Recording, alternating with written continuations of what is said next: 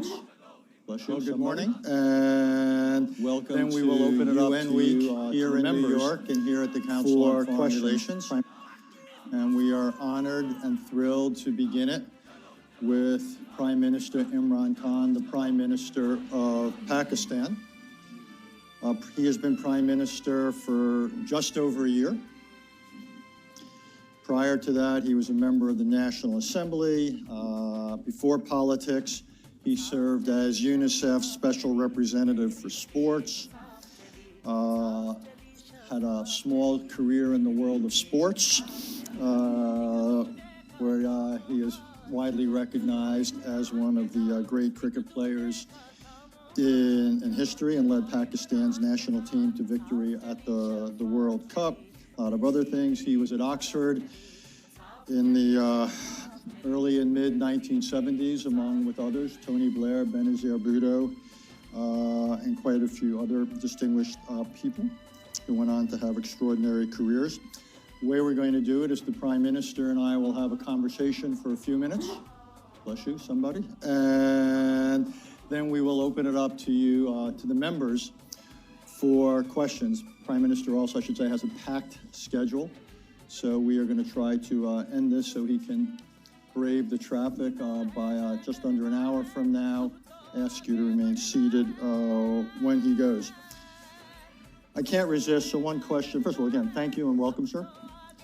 One question about your previous life. Is there anything that you took from your previous life of cricket that has served you well in the world of politics that you now find yourself? Well, Richard, thank you very much first for inviting me here, giving me an opportunity to talk about my country. Cricket, like any sport, I think it teaches you the most invaluable lesson of life. And basically that is that whenever you are aiming at some goal in life, it teaches you how to struggle, the ability to take the bad times, the setbacks. So the quality of success is not how you handle the good times, it's how you handle the bad times and how you cope with them, how you learn from the setbacks, not get demoralized. So that's the only way I could struggle for 22 years before I got into this position. Well, speaking of struggle, let's talk about your economy for a minute, if we may. Over the years, I believe Pakistan and the International Monetary Fund have reached more than a dozen agreements. You just reached one rather recently, I think on the scale of $6 billion. You yourself, when you ran for this job, you were critical of it, yet you've now entered into it. Why is Pakistan having such difficulty economically that it has to repeatedly turn to the IMF? You see, it's the moment you have a deficit, whether it is current account or fiscal deficit, means you're not managing your economy properly, and it's just like a household. If the house is going into a deficit, you have to raise your income, cut your expenditure. So this inability of successful governments to manage our economy is why we keep landing up with the IMF. We inherited, unfortunately, the biggest current account deficit in Pakistan's history. And so the first year has been a real struggle to basically fix this deficit. And I'm very proud to say that we have really cut down this deficit almost by 70%. We now have an economy which is heading in the right direction. Simple reason was that previously we had a 5% growth rate, but that was based on imports. This time what we are doing is restructuring the economy so that it's an export-based growth rate, which is really how an economy goes up. So that has been the main reason why we had to go to the IMF, because we had this huge current account deficit. Also wanted to talk about your relationship with China. Pakistan is on the short list of the countries that receives the most Belt and Road investment from China. So there's really, two questions flow from it. Won't this dramatically exacerbate your debt challenge, given the nature of Chinese support? And how does Pakistan make the claim that it's going to retain its full sovereignty, given that it's allowing or inviting China in to do projects on such a scale? First, let me just say that the situation which we found ourselves in when 13 months ago we came into power was probably the worst economic situation. And so China really helped us when we were right at the rock bottom. They helped us, supported our, by giving us funds for our foreign exchange reserves, very important at that time. In fact, we were staring at a default. So China helped us along with Saudi Arabia and UAE to beef up our reserves. And what China offers us right now as an opportunity, they have a $2 trillion import market. And so China has given us a preferential trade agreement where we can export to China at the same terms as the ASEAN countries. So this is a great opportunity. Apart from that, we have this opportunity now to get Chinese industry to relocate in Pakistan, bring in technology. So China has given us a great opportunity to lift ourselves up from where we are right now.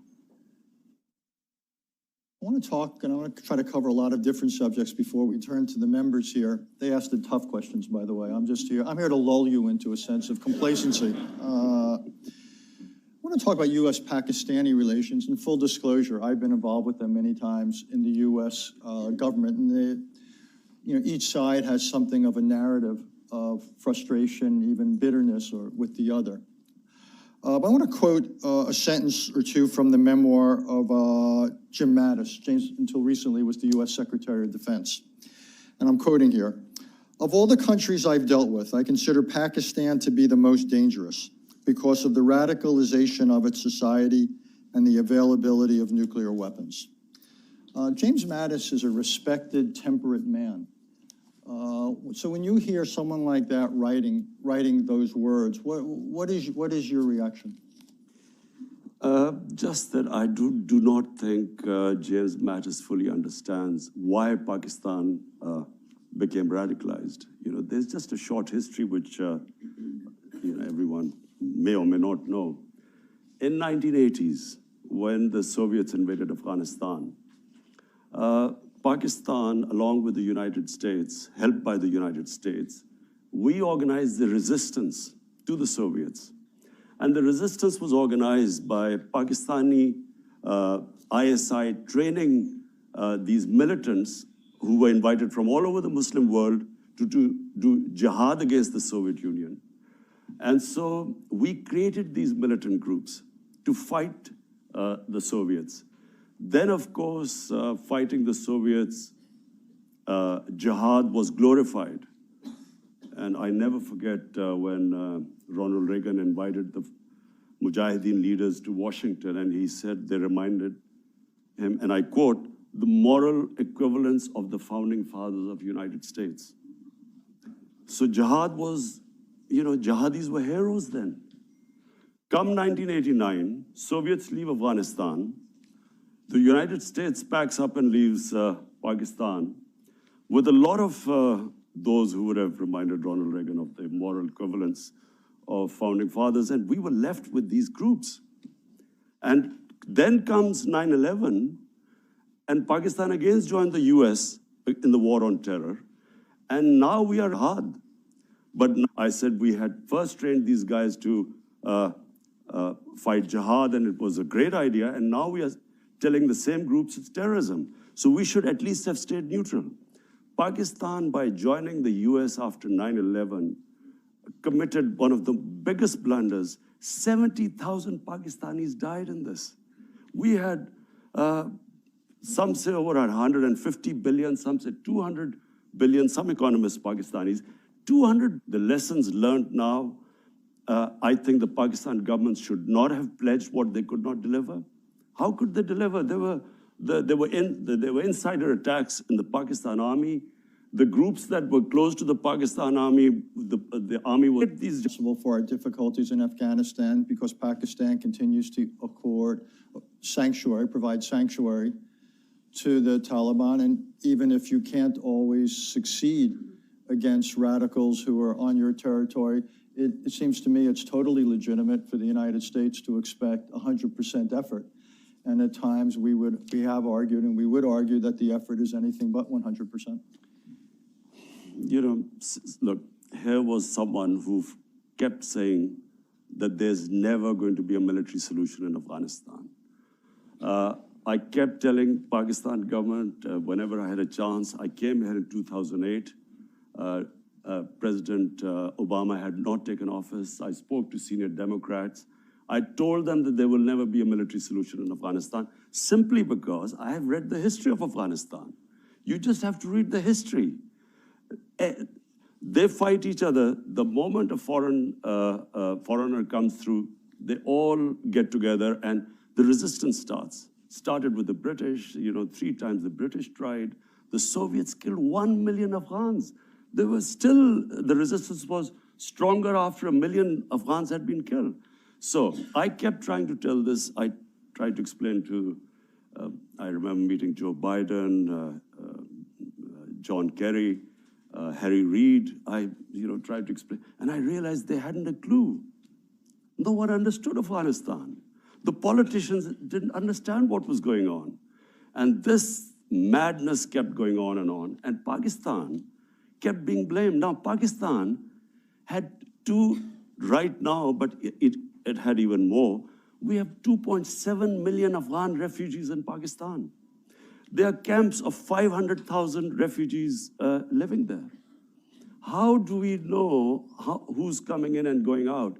Clearly, this was not from Pakistan, the idea that there were these insurgents going from Pakistan. How were we? First of all, the tribal area bordering Afghanistan, there is no border there. The Durand line is a line made by the British, which there is no border there. Now we are fencing the border. Because of the allegations that fighters are going from Pakistan, we are fencing the border. We've also time and time said that, look, if you want Pakistan to completely stop anyone going across, then take the refugees back, 2.7 million people. But it's not possible that, that 2.7 million refugees there and expect Pakistan to completely shut the border. Having said that, I do not think that it's because of Pakistan the US has not been able to succeed in Afghanistan, simply because there is a history behind it. It was never going to happen. And fortunately, President Trump has done, by him forcing there to be a dialogue, and then this peace deal, which was just about to be signed. This is painful for us. The peace deal was about to be signed, and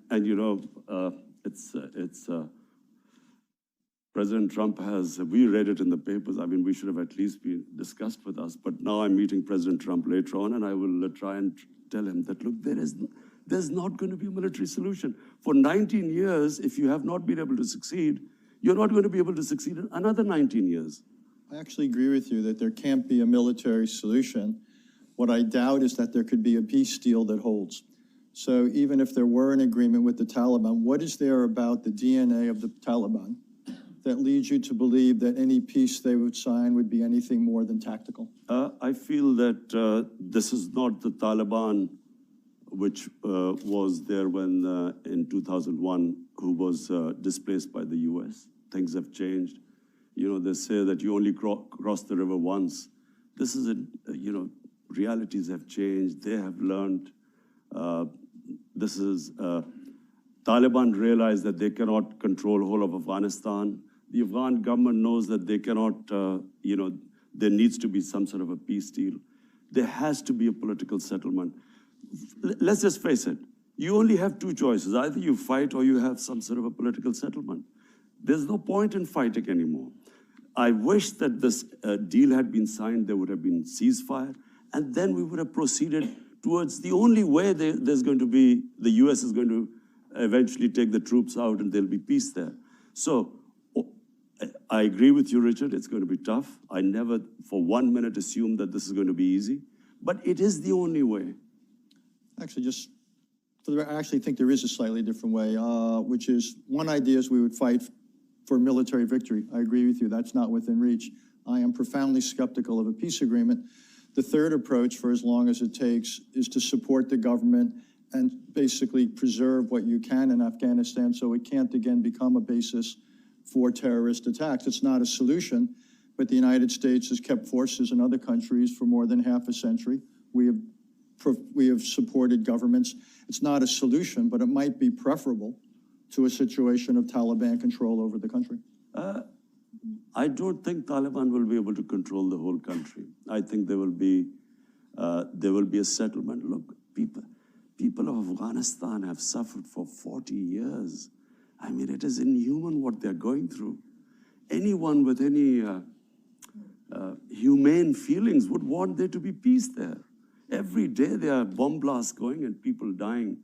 So anything to actually stop this, again,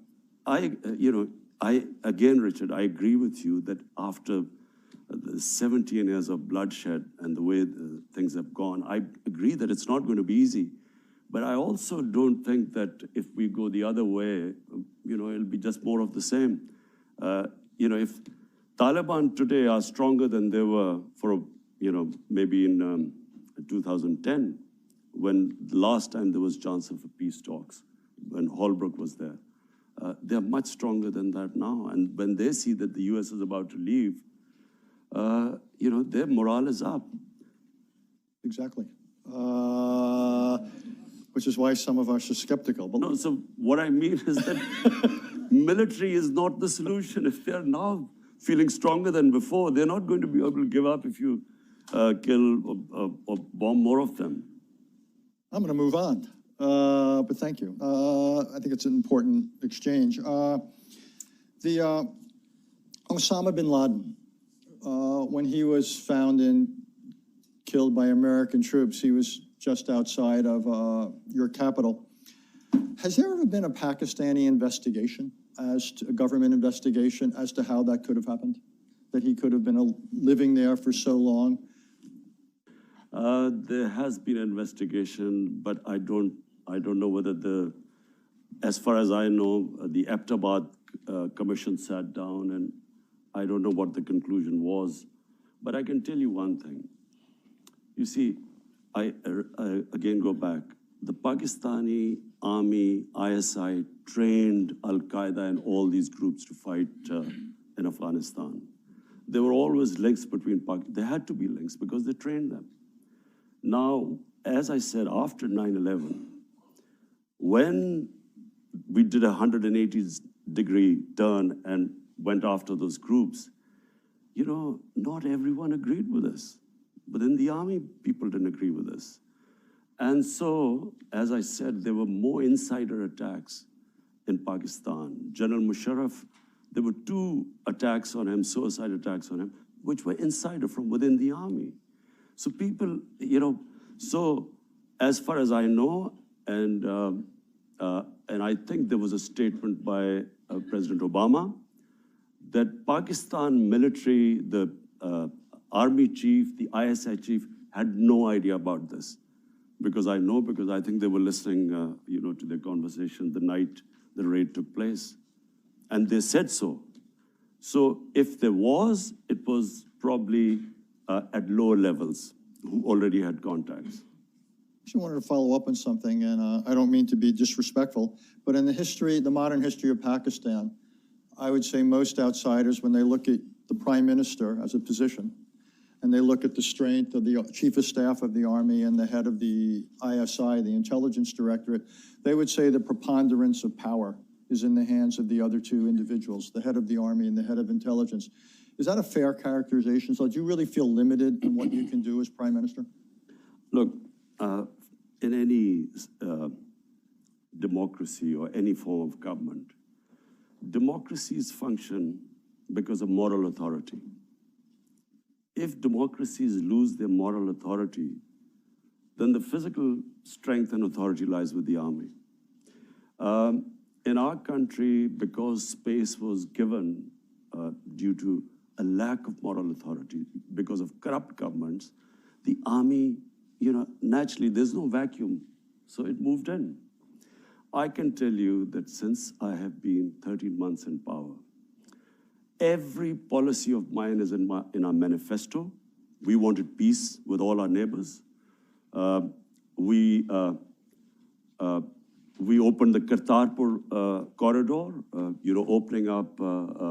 Normally, this would have had security implications. Our security forces would have resisted.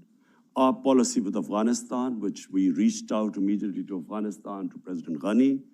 I have invited him to Pakistan. We speak regularly if there's any issue.